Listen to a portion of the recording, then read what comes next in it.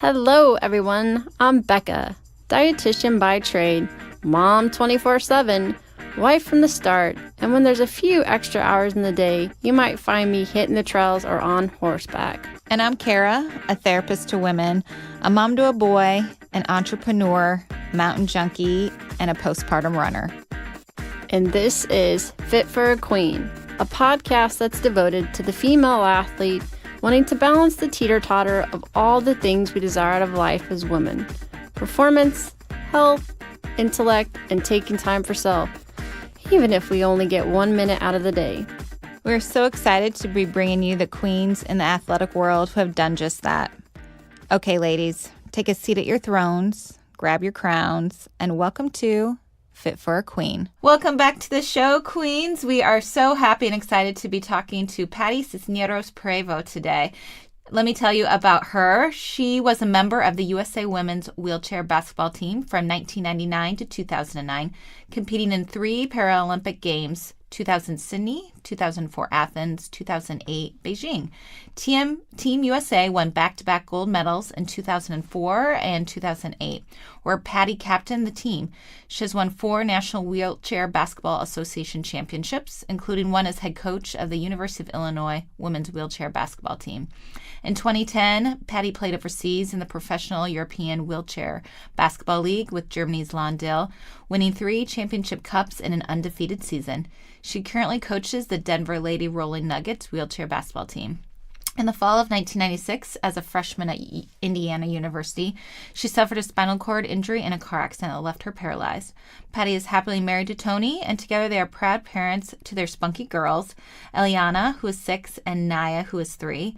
Patty is also currently working on her first book, Unstoppable, about 15 female athletes with physical disabilities, which we're super excited to talk about today. Welcome to the show, Patty. Thank you. Thank you for having me. Oh, my accolades sound so much better when they're read to me. Well, my goodness, they are amazing. And that is sort of my first question. What a career in sports you have. Please, can you share with us a bit more of your journey from suffering a spinal cord injury to becoming an Olympic medalist and now coaching the Denver Lady Rolling Nuggets? Tell us a little bit about how you got to this. Yeah, it's been a great journey indeed. So in 96, I was in a car accident as a freshman at Indiana University. And when I was doing my physical therapy, my therapist had seen that I was involved in sports before my injury. I played stand-up basketball. I did cross country, ran track and field, dabbled in volleyball. I was just an all-around athlete.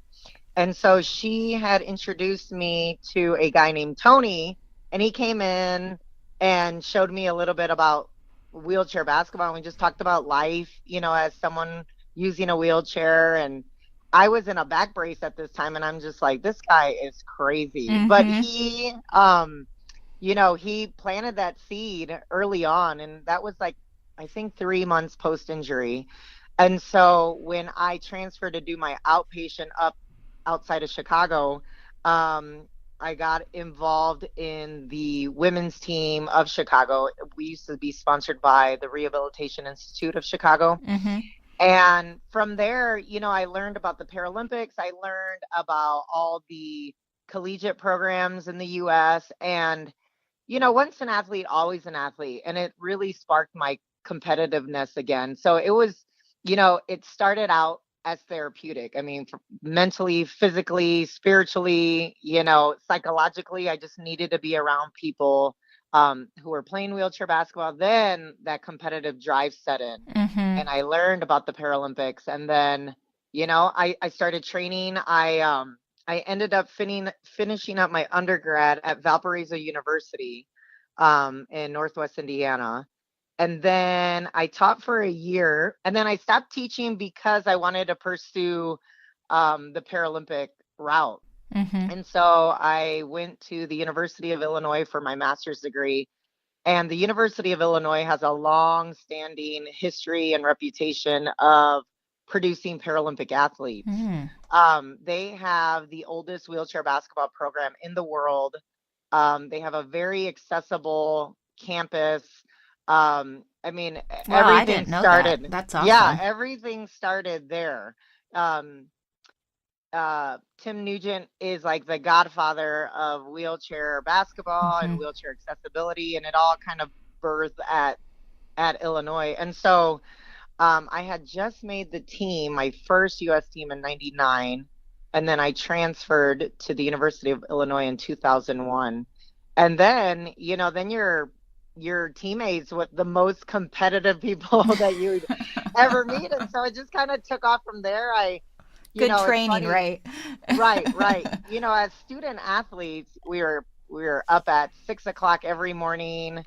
On breaks, we were doing 2-a-days, 3-a-days, just like any able-bodied student athlete program. The wheelchair basketball program at Illinois was the same. And so it went from something that was very therapeutic to something that was very competitive. And I saw, like, as kids, especially my generation, I felt like when we watched the Olympics, I always wanted to be in the Olympics. I wanted to be, either a basketball player or a track and field athlete. I'm 41, so like FloJo was really popular, and Jackie Joyner-Kersee. And so the fact that I could do it and still pursue those Olympic dreams, but at the Paralympic level was amazing. And so that was like my drive at Illinois. And then after Illinois, I moved to Wisconsin, and the Paralympics was my number one goal. And I think we did really well. We won back-to-back gold medals in 2004 and 2008. And so, the way I'm talking about it is how all my teammates felt about it. And so I think collectively, you get 12 strong, very driven women together wanting to reach a common goal. It's going to happen. Yeah. Well, you just naming those athletes, I kind of grew up around that time too. First of all, like seeing female athletes, right? Yes. And then for you, though, who was sort of kind of your role models in terms of Paralympic, I guess? Yeah. So it's funny because my best friend, Christina Rip Schwab, she's married now. But Christina Rip, I mean, she's younger than me, but when I first met her, she was just amazing. She just had all this confidence. She was incredible in her basketball chair. And even though she's younger than me and now she's my best friend, she was always my role model. She has spina bifida, so she was disabled at birth. Just incredible upper body strength. Started playing wheelchair basketball at age 8. Dabbled with a couple local teams, and then just got really good and made, I think, her first U.S. team at the age of 16. And so when I met her, that was in '99. She was obviously a star on the team already. And I had been, when I made the team in '99, it was kind of fate because I was the 16th player. So international basketball, you can only take 12, and then the others are alternates. And for some reason, I just got so lucky. Like, one person had a concussion, so they dropped out. Another person was getting married, and they dropped out. And, it's just like all the 4 spots that I was behind, all of a sudden, like, were gone, and I made the team. And so, there you go. Yeah, it was fate. And so then I built a really great friendship with Christina, and to this day, she's still my role model. Awesome. Well, I hope she hears that and listens to this podcast. That's awesome. Yeah. I'm super curious about just this mindset adaptation of going from an athlete who now is in the wheelchair. What do you think, like, can you tell me a little bit about changing this mindset, and what do you think helped you in getting to this level? Yeah. It was really difficult at first to switch that mindset. You see your life, or you've lived your life one way for so long, and then quite drastically everything changes. It's not over time. And some people, it does affect them over time. But for me, it was like, one day I was in a car accident and I woke up and I was paralyzed. And it was difficult. But I think when Tony came to my rehab and he talked about not just wheelchair basketball, but how my life could still continue um, the way I want it to. Just, I'd have to live it creatively. I think that helped me bridge the gap between being a stand-up athlete to an athlete with a wheelchair. Um, I just needed to know that I could be okay as a person with a physical disability. And then the athletic side came next. And so that conversation, kind of going hand in hand, he just talked about his life. And I think he even said that a couple of nights before he came to see me, he got really drunk and fell out of his wheelchair. I mean, not that you want to tell like a newly 18-year-old girl that story, but it kind of made it feel real. Yeah. He's being very truthful, normal. Yeah, got exactly. drunk and right, exactly. Like, it doesn't matter that you're in a wheelchair; you can still go out and party. And so when he talked to me first about life, and then when he introduced basketball, it wasn't like I was I was I was very open to the idea. And I think that conversation, like I said, helped bridge the gap. Had it been someone just like, introduced basketball to me, I think it would have been a little different. But the fact that he was like, you could still do everything you're doing. You're just going to have to be creative in your life using a wheelchair. And so that just kind of, for me in my head, that translated as, okay, well, then I can still be an athlete. Then I just have to do it creatively. I really like that. Living more creative. I really like that. Well, you recently won a writing award. Is that right? Yes. Let's hear about this book, Unstoppable. Tell us all about it. Of what you can't tell us. yeah. Now I can talk about it. Actually. Awesome. So I had in my undergraduate at Valparaiso University, I had this amazing professor who taught children's literature, and she would just start the class with like loads and loads of kids' books. And that was like 1998. And from then she planted that seed early, and I'm like, I'm going to write a children's book. I don't know what it's going to be about, but I'm going to write one. And then, throughout my life, my education is in education. So both my undergraduate degree and my master's degree are in education. And I've taught, in 3 different districts, 3 different states. And being in the classroom, I started noticing the lack of literature around people with disabilities. And so that kind of sparked my book idea. And so after I had my second daughter, I started writing. And, I have 0 experience in the writing industry. So I was just, attending conferences and going to writing critiques and doing all I could to get better, just like an athlete would. Yeah. Practice makes permanent. So that's what I was doing. And so I started really narrowing my focus on what I wanted to write about and what I thought would be most beneficial in the world of literature. And so my book, Unstoppable, is about 15 athletes with physical disabilities. And it just talks about their journey in life and what they've accomplished and what they're doing now.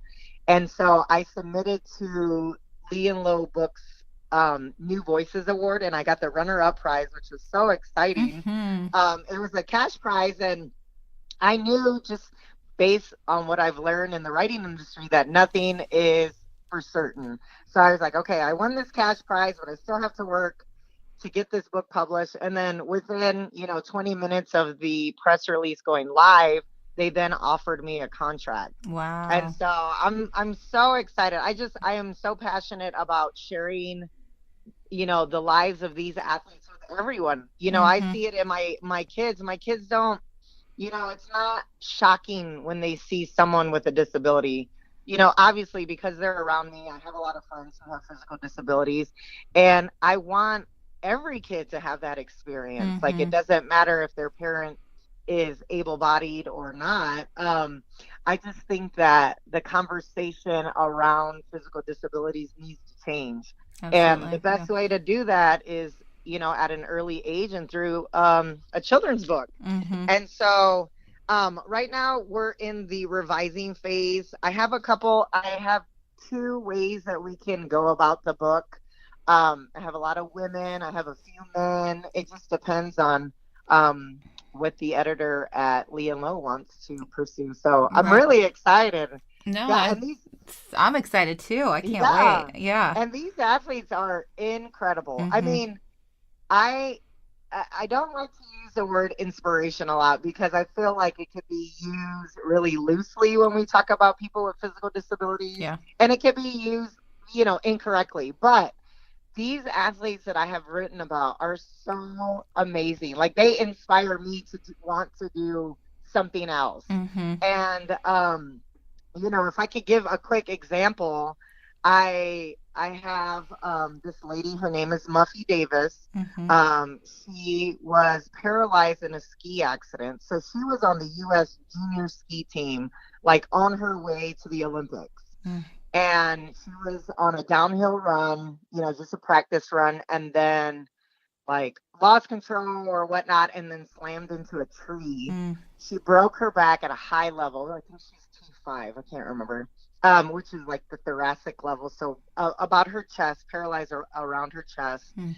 And then she transitioned to mono skiing. She won like 5 medals at the Paralympics. Retired from mono skiing, got married, had a kid, and at like the age of 41, 42, got back into hand cycling. And she was doing it as just kind of exercise to get back into shape. And then, of course, like all athletes, she got that competitive drive. Yeah. Went on to London to win 3 gold medals. Wow. At the 2012 games in hand cycling at the age of 42. Dang. And she, with her accomplishments, she set a Guinness Book of World Record. And and she was she's on the governing board for the International Paralympic Committee. Mm-hmm. And she was just elected to the Idaho legislature. Wow. I mean, she's just incredible. Killing it. Right. I mean, On that all says so levels. much about, like, that is an athlete, I tell you, and transitioning sports and just that competitive nature. And, Right. man, that's awesome. So her story is Right. going to be reflected in your book. I hope so. Yeah. Right. Mhm. Yeah. And it'll depend. Like I said, there's a couple of versions that I have that I sent.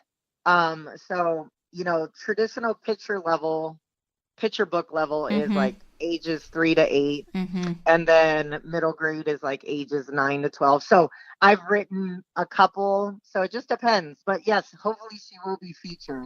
Awesome. Because she's one of my favorites.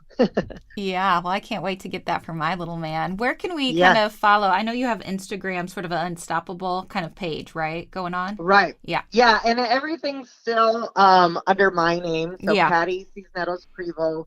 On my Instagram and on Facebook, I am doing a online social media series Mm-hmm. just to kind of highlight some of the athletes in my book and other athletes with physical disabilities.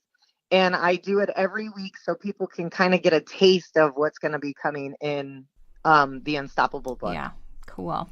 Well, I think Yeah. this kind of leads me to my next question, what you're trying to do with the book. What would you tell a young athlete out there who is going through or has gone through an injury that might alter what they believe was their path in the sport world? Yeah, I think first and foremost, like surround yourself with people who are going to support you, encourage you, love you through the ups and downs. I look back at my own life and I know that I'm where I'm at today because of that support. My mom, my dad, my siblings, all my aunts and uncles and my friends, like they always believed in me. They supported me. If I wanted to try something, someone was willing to give me a ride. Mm-hmm. They came and watched me. So I think that's the first thing, like surround yourself with people who are going to push you forward. And then for me, I think the biggest thing is setting goals. Mm. You might not be in a place, but just little things like, okay, by the end of this week, I'm going to get up, I'm going to push around the block, I'm going to run around the block or whatever it is. And, little goal, set a little goal and then set a bigger goal and then set another big goal. I think it takes baby steps. I think anyone who has big dreams they're not gonna accomplish it immediately. Mm-hmm. It takes hard work. It takes, goal setting. It takes step-by-step action. And I think, for someone who might be struggling, I would say, don't look at the whole picture yet. Take little steps. And when you're ready, then you can look at the big plan. Mm-hmm. I like that a lot because Yeah. it's just so easy to get overwhelmed with all Yes. of it, I am sure. Right. Well, Patty, thanks so much for being on. We're super excited about the book and what you're doing. Yeah. And we ask every one of our interviewees how they live out the FIT philosophy. So how do you find the time to balance performance, health, intellect, and taking time for self and all of your busyness going on and being a mom and coaching? Oh, right? that's a hard question. Uh-huh. But, I think after I became a mom, it was really important for me to make the time for myself because, you can really easily get lost in your children, which is great, but you also have to take care of your own self. So for me, now that my youngest is in preschool part-time, I have 3 hours to myself in the morning, and I make sure that I stretch, I breathe, I get massages, I work out. I do emails or whatever I need to do for myself. I make sure that I do it in that 3 hour chunk. I don't do anything for the kids. I don't go buy them something, or I don't do, whatever they need for projects or class. Like, that time is my time. Yeah. And I have found that it really helps me balance my health and my mind and my soul. It really helps me be a better mother too, because I've given myself some time, and when they get home from school, then I can focus, switch my focus to them. Yeah. No, I get that. Yeah. How old is yours? He is 2, and okay. yeah, he's a busy guy. So yeah. No, I get it. Well, Patty, again, thanks for being on. We're really excited about the book, and we'll be continuing to follow you in your journey. Awesome. Thank you so much for this opportunity. I really enjoyed it. Well, thank you. Have a great day, and looking forward to hearing about you in the future. Great. Okay. Thank you. Bye, Patty. Bye. Thank you to our sponsor today, Sentimano Counseling.